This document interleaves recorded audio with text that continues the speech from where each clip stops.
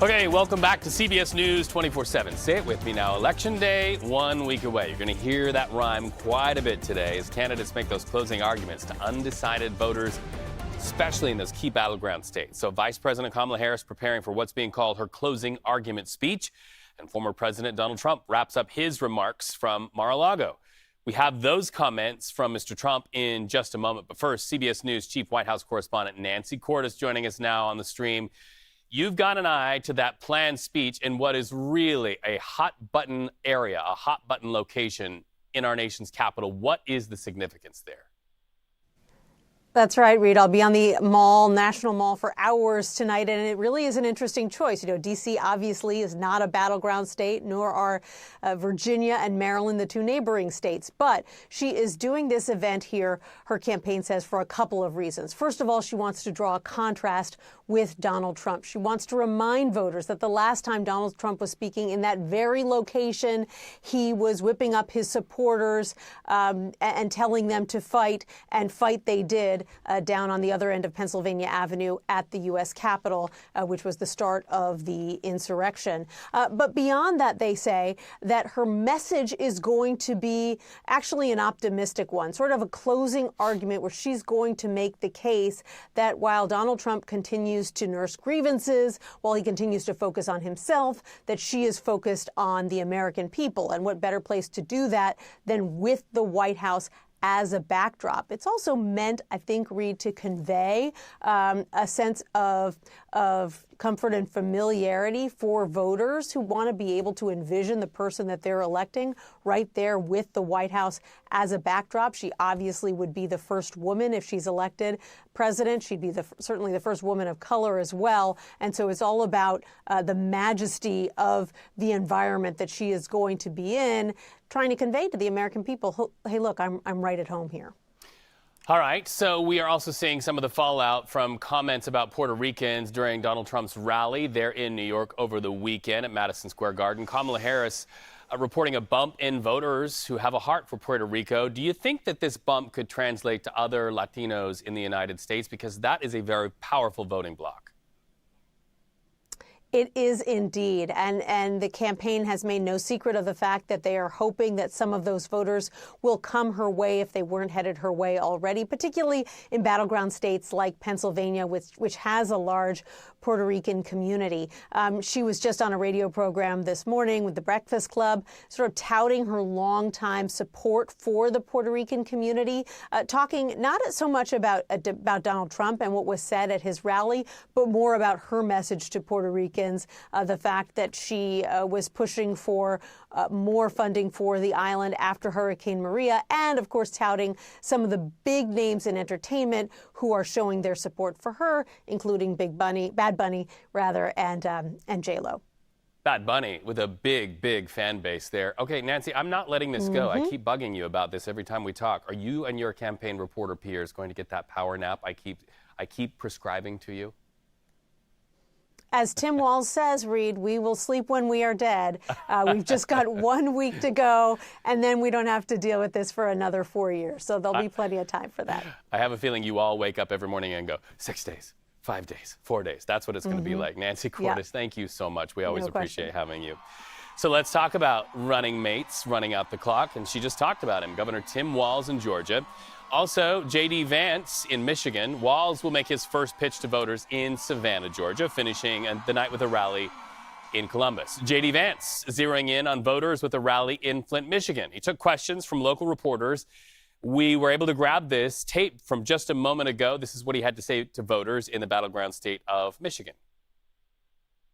Every year since 2008, Saginaw County and Michigan have voted for the eventual winner of the presidential election. So for the path to 270, how important is it for your campaign to carry Saginaw County and Michigan? Look, it's extremely important. Michigan is one of, if not the very most important battleground state. And to your point, Saginaw County is a very important part of the state of Michigan. But I think the folks here in Saginaw County, our argument is very simple and very direct. Do you want to go back to the peace and prosperity of Donald J. Trump, or do you want to double down on the failed policies of the last 4 years? Because when you don't have to agree with everything that I say, you don't have to agree with everything that Donald Trump says. But when you look at the 1.5% inflation when Donald Trump was president, when you look at the fact that take-home pay was rising as fast as it had in 40 years, you look at the fact that the border was closed down and the world was more peaceful, I think a lot of Americans would just like to go back to the prosperity and the peace of Donald Trump's leadership. And that's what we're fighting for.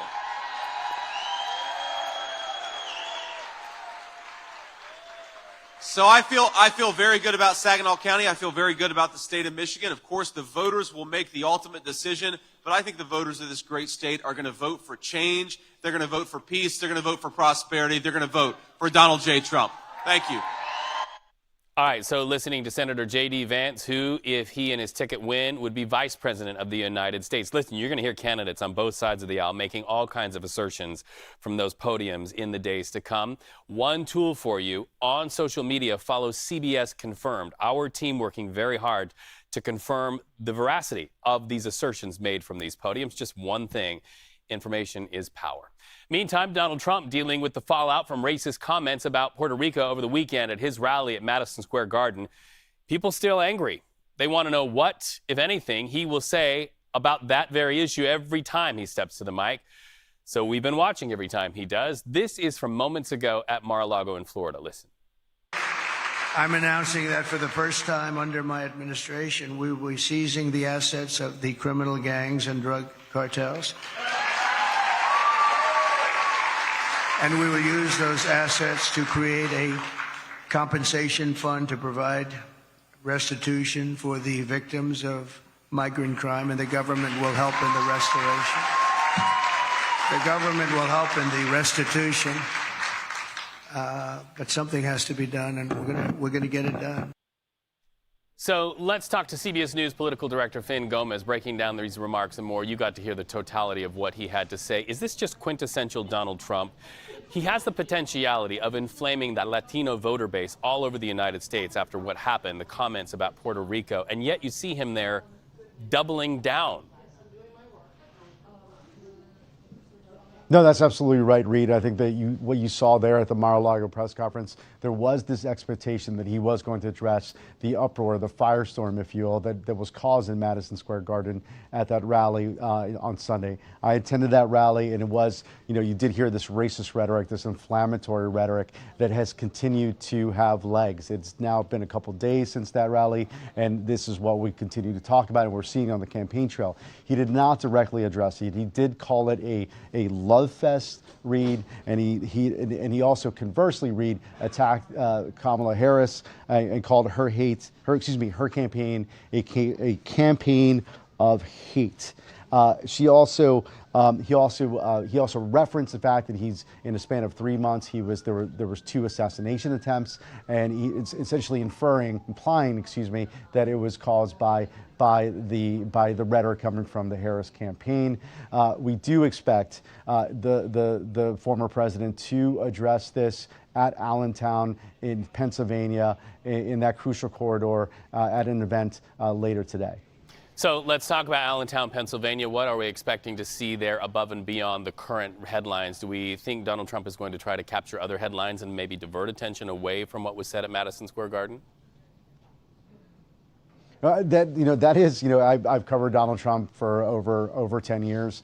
I think that's sort of his SOP, is to sort of distract and deflect and to sort of refocus on his opponent. And I think that is what we do expect to happen in Allentown. There is some reporting that there may be some Puerto Rican supporters of his at this event. The Trump campaign has touted that they've made inroads in that crucial battleground state, not only there, but in other crucial battleground states like Arizona and Nevada, with that big voting bloc, Reed, and that could decide this tight election race. Now, in Allentown, that is the center of the Latino corridor, the 222 corridor, where the majority of the Latino population in that state resides. And the majority, of course, are Puerto Rican descent, Reed, and of course those inflammatory jokes, those racist jokes that were made on Sunday were of course directed at that crucial voting bloc. There's some in the Harris campaign who do believe, Reed, that this could move the dial and could benefit them in that race with just a week to go until Election Day, Reed. So many things to look at. Finn Gomez, and by the way, my brother, I see you. I am a glasses for distance, but man, you put that paper in front of me, I got to drop the glasses like you just did. Thank you so much for always helping us. And by the way, Reed, I just want to say that you're talking about that power nap earlier in an earlier segment. I do plan to take a power nap, and as of right now, like it's all systems go. We just got 1 week left until this huge election day. Yeah, this report and many reports by campaign reporters brought to you by coffee. Finn Gomez, political director for CBS News. Always a joy to talk to you. He's my best friend. Well, watch election night from the entire CBS News team live, power nap enthused from New York, and with our teams spread out all across the country, and especially in those battleground states. We've got real-time results, analysis, and exclusive polling. And yes, we take the glasses off when we need bifocals. CBS News 24/7. You can also see coverage starting at 7 p.m. Eastern on CBS. When we come back, where's President Joe Biden, and what is he doing today? He's talking once again about infrastructure in the closing days of his presidency. We'll be right back.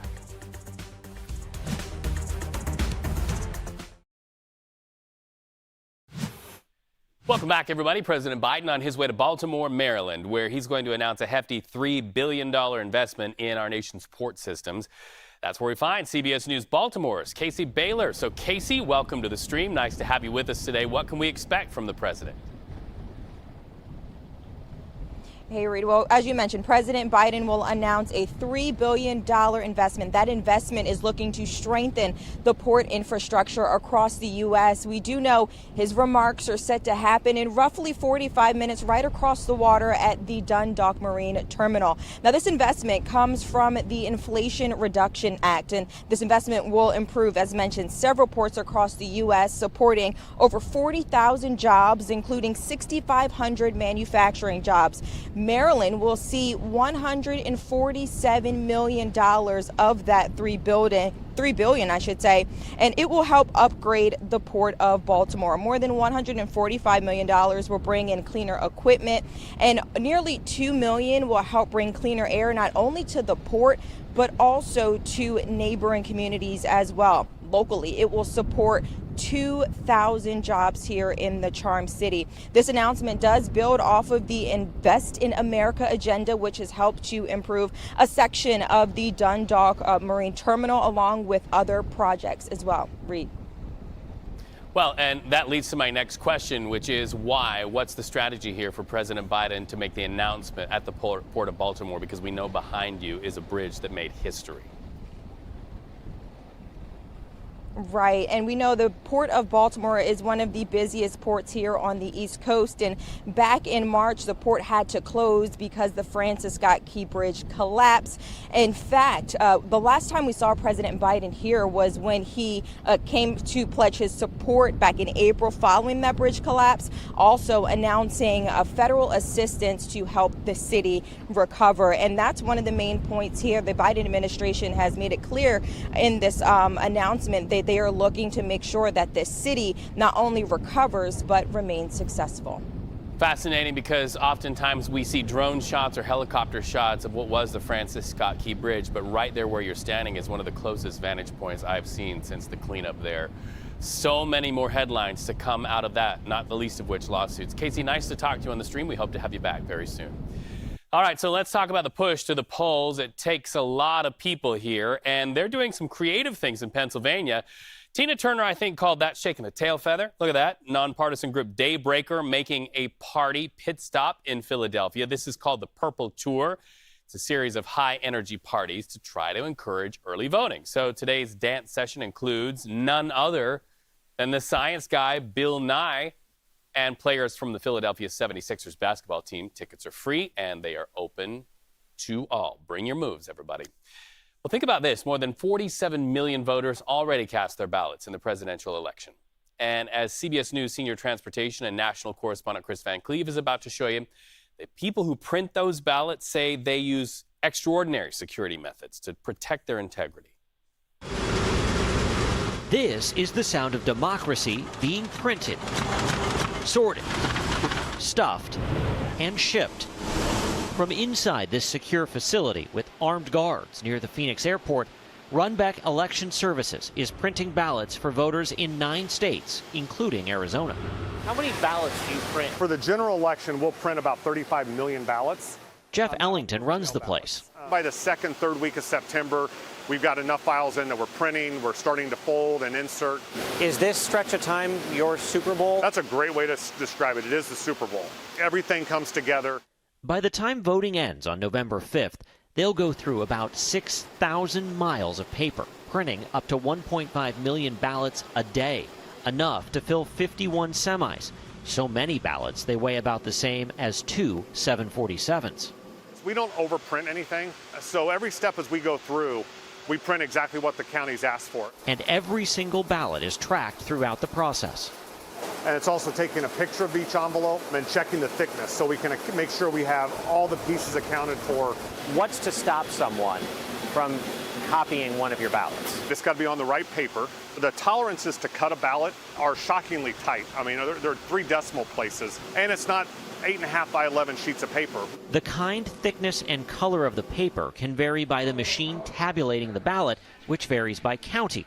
So does the design and layout of the ballot itself. States all across the country have paper ballots. 95% of all voters, including all of the voters in all of the swing states, will vote on paper ballots. Those paper ballots are auditable. They are verifiable. Beyond ballots, Runbeck offers support services for elections in 21 other states and the District of Columbia. We recently started selling panic buttons to counties because of all the threats to poll workers. Counties had voiced, hey, we're trying to find a way to solve this problem. How many panic buttons have you sold? We're right around 1,000 to different counties. It's a lot of panic buttons. There's a lot of concern.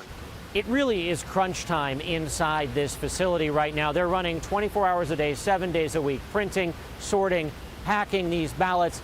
They want to get them out the door, in the mail, and to you when you need them. One of those ballots found its way to Georgina Caruso in Buckeye, Arizona. Did you know the ballot is printed here in Arizona? I would hope so. We met her as she was about to drop her ballot off at a polling place. Didn't want to risk it getting lost in the mail. I mean, I did it for myself. You know, I chose what I thought was good for me. And while Election Day means the end of Runbeck's busiest stretch, it also marks the start of runoff season and the need to crank up those sounds of democracy to ready brand new ballots all over again. Chris Van Cleve, CBS News, Phoenix. Well, a major figure in the story of Donald Trump's rise to power out from behind bars today. Why this is not Steve Bannon's last stand with the courts. We've got that story straight ahead.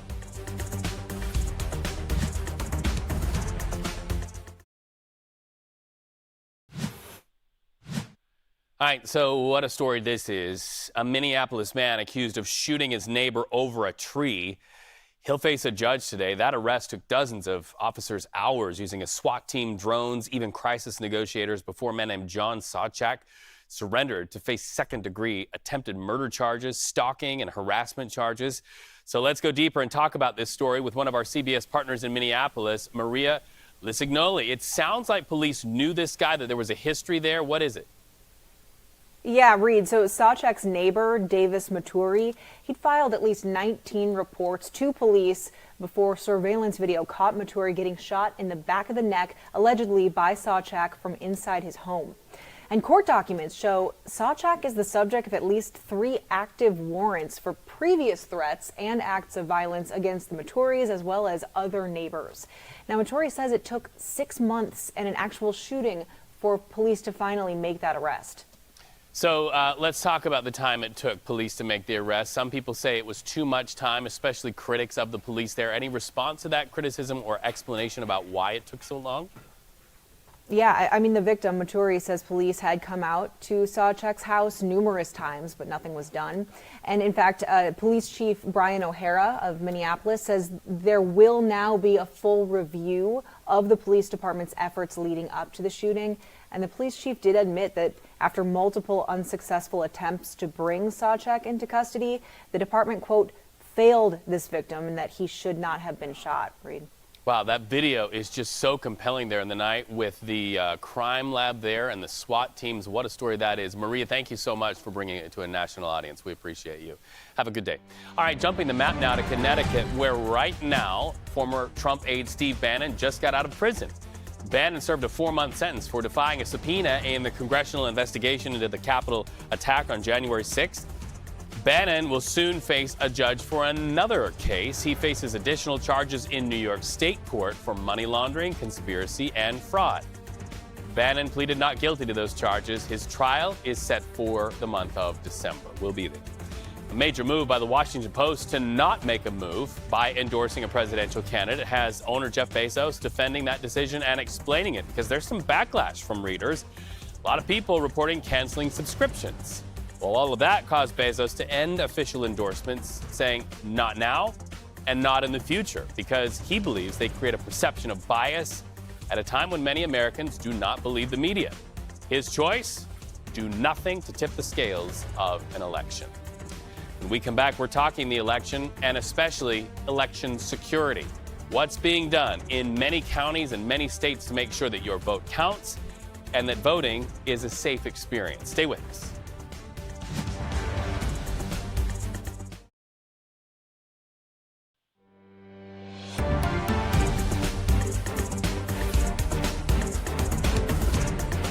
It's the final stretch in the race for the White House with Election Day just 1 week away. Millions of voters already making their voices and their choices heard across the country.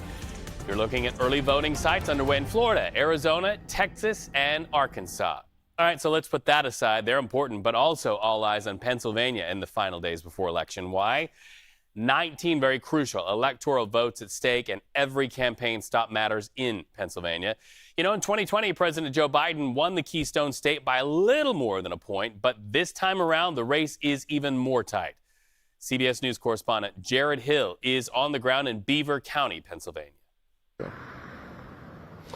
It's said that the road to the White House leads right through Pennsylvania, and it is not just these two candidates getting as many of their diehard supporters out to the polls, but also an effort to pull people from the margins, siphon them off if they might be on the margins of their own party. A place like this here in Beaver County, Pennsylvania, in western PA, is a Republican stronghold, so there's no real question around whether former President Trump will win this county, but it's believed that the thought from the Harris campaign is that they can at least try and siphon off some of his supporters so that she loses by less, essentially, in a part of the state like this, maintaining, if not growing, in the big cities like Pittsburgh and Philadelphia and the areas around those as a potential path to victory. Similarly, for the Trump campaign, working to maintain in these rural areas and, again, pull from some of the folks who might be in the cities to try and win this state. As I've been talking to some people out here, some of the voters, they say one of the big things for them this election cycle is the tone of politics right now, hoping that they can get someone into office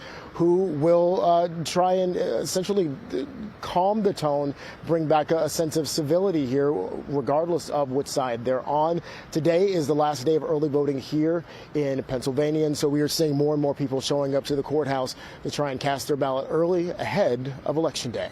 Reporting in Beaver County, Pennsylvania, I'm Jared Hill for CBS News. Jared, thank you. Days after the Justice Department sent a warning about Elon Musk's money for signatures campaign, a Philadelphia district attorney suing Elon Musk's political action committee. Why? They say he's trying to put an end to the billionaire's $1 million sweepstakes. Musk vowing big bucks to those who sign a petition calling for free speech and the right to bear arms. The lawsuit alleges Musk and his PAC are trying to influence voters in the presidential election. Let's go to the Pacific Northwest now and look closely at this. Police want to know who is behind the wheel of that car for setting fire to ballot boxes. They believe the driver of that car is tied to at least 2 incidents at ballot boxes in Portland, Oregon, and Vancouver, Washington. Let's go to CBS News Homeland Security and Justice reporter Nicole Skagga. Thank you so much for joining us on the stream. You just spoke to police. What did you learn from them? Reed, good to be with you. These incidents have been tied to that dark gray Volvo sedan you see in surveillance images there. It shows the car pulling over at a Dropbox location in Portland, Oregon, moments before the fire began. And security personnel in nearby Vancouver, Washington, found that ballot box smoking in the early hours of Monday, alerting police.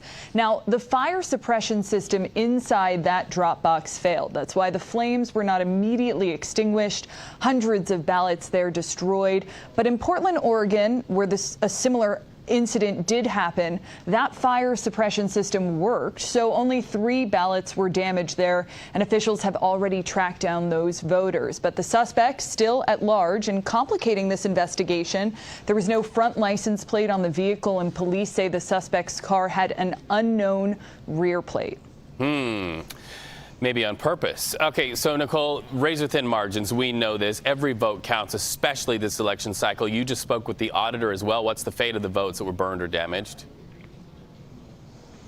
Yeah, the county auditor in Clark County, that's the home of Vancouver, Washington, tells me that, again, hundreds of ballots damaged. They won't have an exact number until later today. Officials are actually waiting for some of those ballots to dry after the fire was extinguished before they can get that exact number.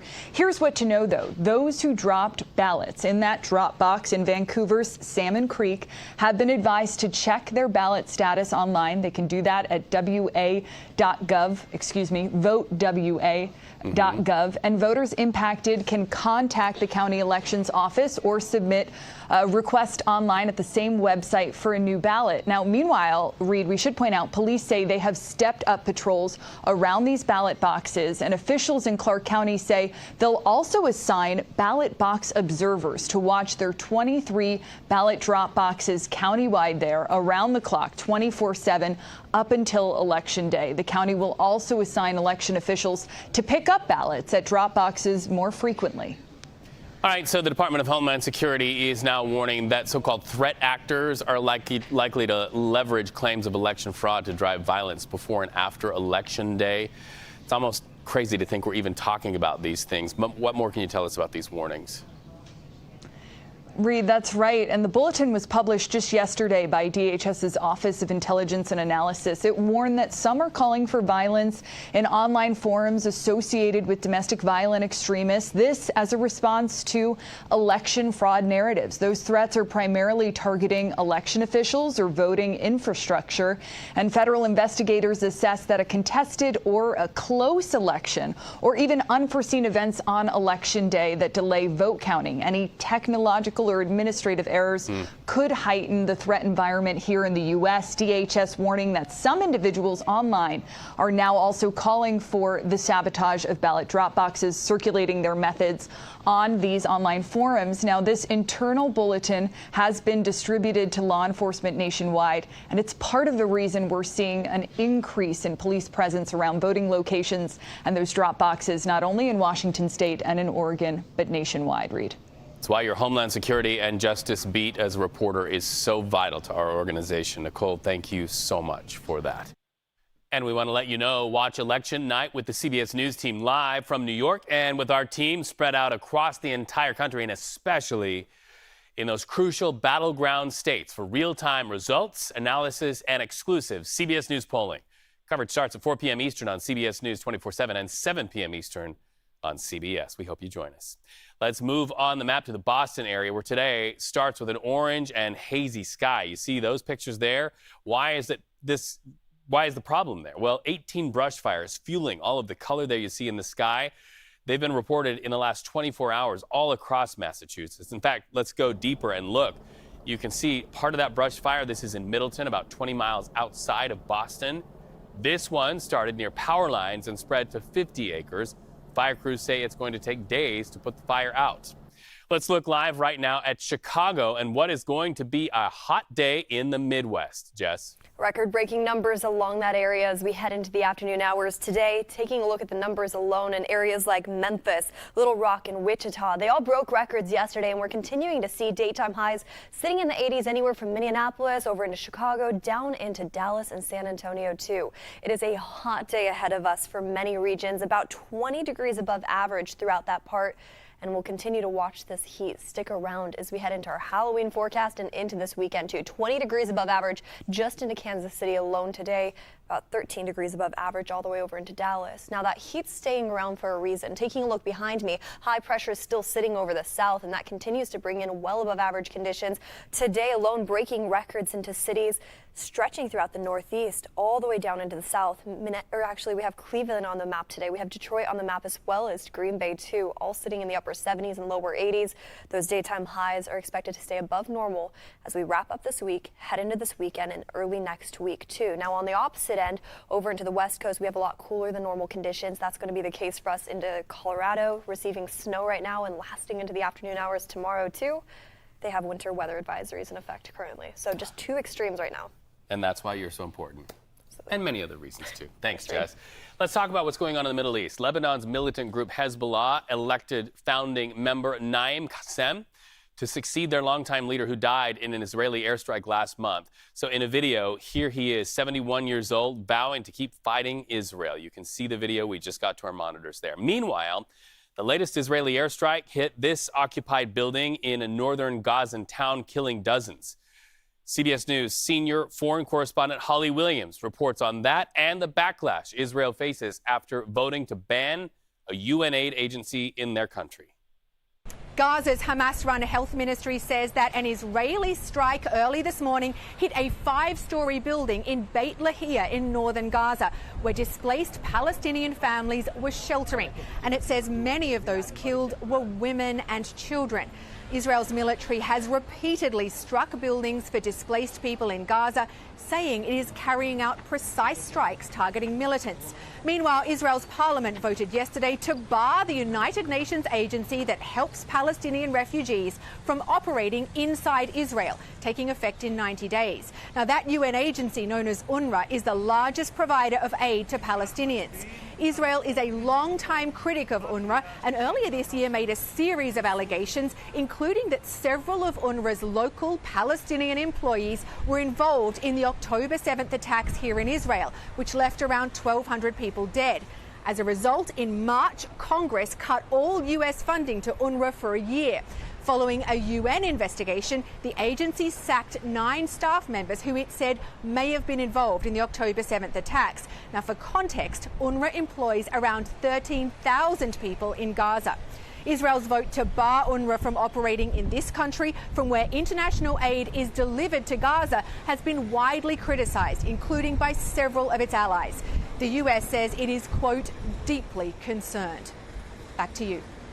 Let's follow up on what Holly was just talking about. Minutes ago, the U.S. State Department started a briefing there where spokesperson Matthew Miller had this response when asked about that Israeli parliament move on Monday to pass 2 new laws that could prevent that UN agency from providing aid in Palestinian territories. Let's go a little bit deeper and listen in.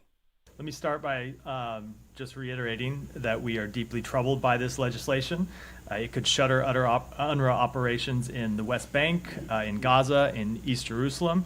It poses risks for millions of Palestinians who rely on UNRWA for essential services, including health care and primary and secondary education. UNRWA, of course, plays a critical role in providing services to Palestinians in Gaza, the West Bank, and throughout the wider region, and particularly in Gaza.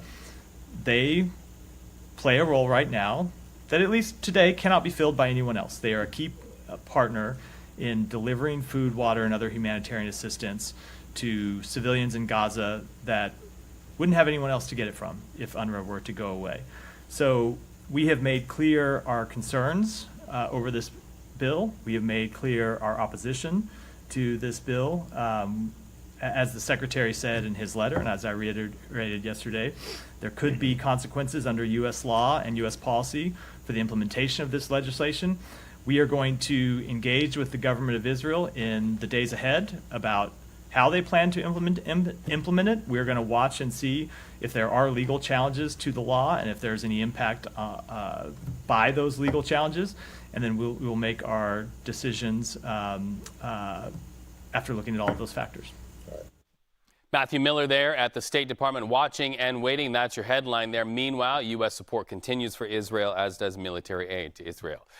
Covering your stories in your communities and a disturbing trend of lung cancer among Asian women. We have that story coming up in our Eye on America when we come back.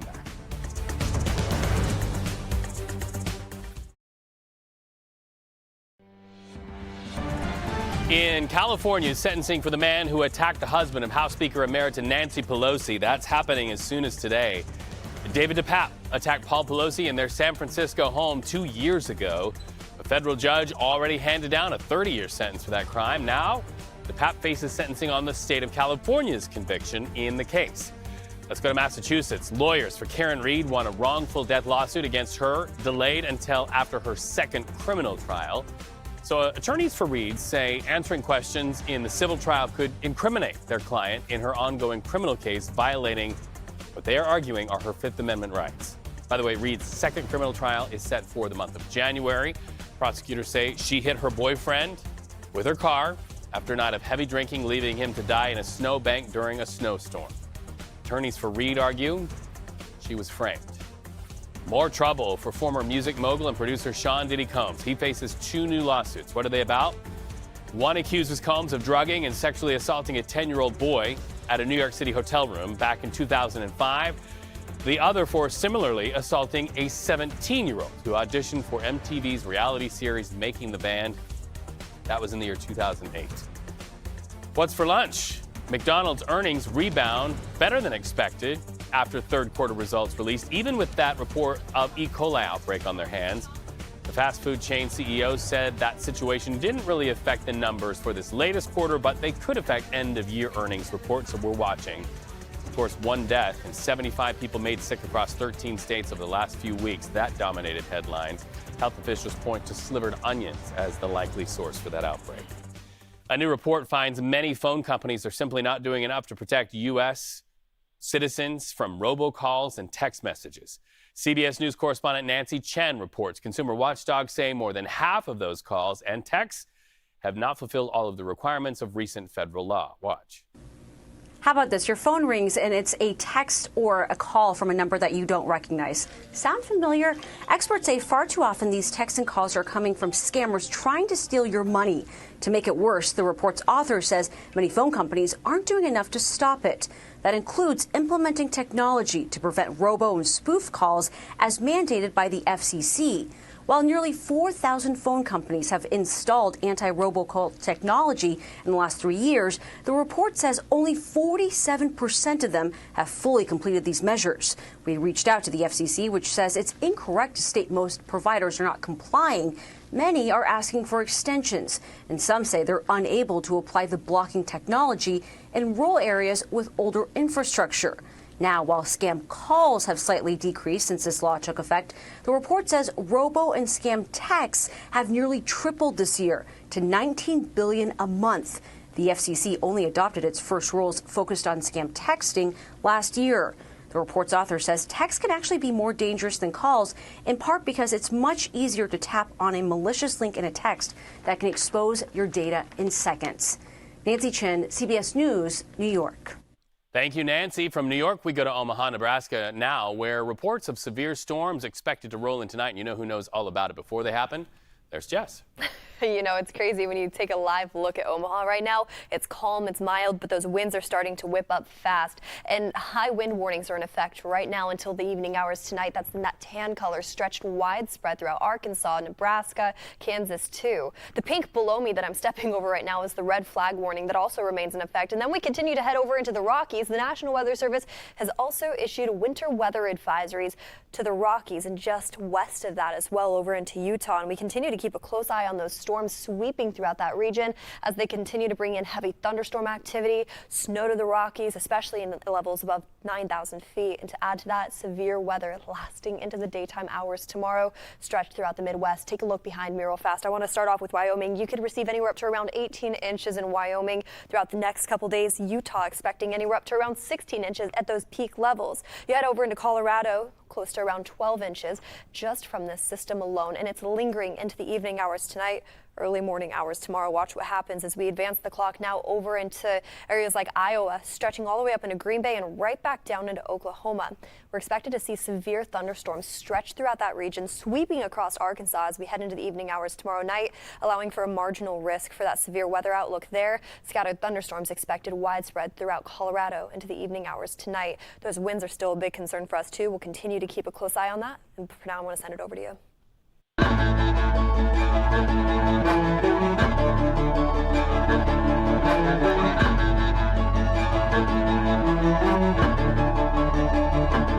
CBS News, Eye on America keeps us rooted in our deepest held value, and that is being where you are, telling your stories in your communities. You know, this week marks the start of Lung Cancer Awareness Month. While rates have been going down for decades, lung cancer is still the deadliest form of cancer. CBS News 24/7 anchor Elizabeth Cook reports that researchers have finally started to see a little bit of a trend, and it's alarming at that. Diagnoses on the rise among Asian women. Watch. For 5 years, Vicky Nee has been battling lung cancer, a diagnosis that came out of the blue after she went to a doctor for pain in her shoulder. He was taking x-rays of my neck, and it was only by chance that the bottom corner of the x-ray showed a raised diaphragm. What were you thinking when they said you have lung cancer? I was stunned beyond words. The 54-year-old lawyer and mother of two is now part of a medical mystery. Lung cancer in non-smoking adult Asian Americans had been rising an average of 2% a year for more than a decade before Nee received her diagnosis. I assumed that I would get chemo and beat it. It was only later when I met with an oncologist that I learned that I was stage 4 and therefore incurable. A study by leading California medical centers found that 57% of Asian women diagnosed with lung cancer are non-smokers. For all others, only 15% of the women diagnosed had no history of smoking. You didn't grow up in an area that there was a lot of air pollution? No. You weren't exposed to any cancer-causing chemicals? Not to my knowledge. And as a non-smoker, she wasn't eligible to be screened for lung cancer. Currently, screening guidelines drive what's covered under insurance. Scarlett Gomez and Iona Chang, epidemiologists at the University of California, San Francisco, were awarded a nearly $12.5 million grant from the National Cancer Institute. So some of the factors we're looking at include certainly exposure to secondhand smoke. High exposure to cooking oil fumes is an established risk factor. And why Asian American women specifically? Why not Asian men? Is there a hormonal component to this? There is some suggestion based on cellular studies just in the past year showing that a particular genetic mutation may predispose people to being more vulnerable to levels of air pollution. At the heart of the mystery is the fact that we are all breathing the same air. But why are women like Vicky Nee getting sick while others are not? We always wondered, is there something that we can do to diagnose them earlier? At New York University's Perlmutter Cancer Center, Dr. Elaine Shum is randomly screening 1,000 Asian women for free. We are definitely going to need a much larger study to really provide the evidence to try to change the guidelines one day so that other populations can be offered low-dose CT scans by insurance companies. Detection that will come too late for Vicky Nee and her husband David to prevent advanced cancer. Like any cancer, it affects the whole family. I'm sorry. But could offer hope to spare other families that same pain. For Eye on America, I'm Elizabeth Cook in San Francisco. Elizabeth, thank you. Important report there. Well, the White House searched nationwide for the perfect Christmas tree, and it landed on this beautiful winner there. And there's some symbolism here. There it is. It's a 20-foot tree that'll soon be up in the Blue Room for the holiday season. The White House team picked a family farm in Newland, North Carolina for that honor. Why? Well, it's just north of Asheville, which paid so much because of Hurricane Helene. The family who runs the farm says the hurricane blocked road access to their property for weeks. And a lot of pain for their neighbors. However, repairs wrapped up just in time to select that tree. It'll be back at the farm to cut down the tree November 20th. So this video is of the selection moment. Then it's going to make its way to Washington, where a lot of volunteers will decorate it, do it up proud with some 30,000 ornaments.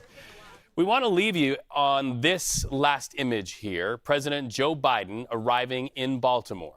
The White House Tuesday announced an additional $3 billion in funding through the Environmental Protection Agency to reduce pollution and greenhouse gas emissions associated with U.S. ports. So they will receive there in Maryland $147 million. Of course, President Joe Biden promised when the Francis Scott Key Bridge collapsed in March he would help them rebuild, and now he's delivering on that promise.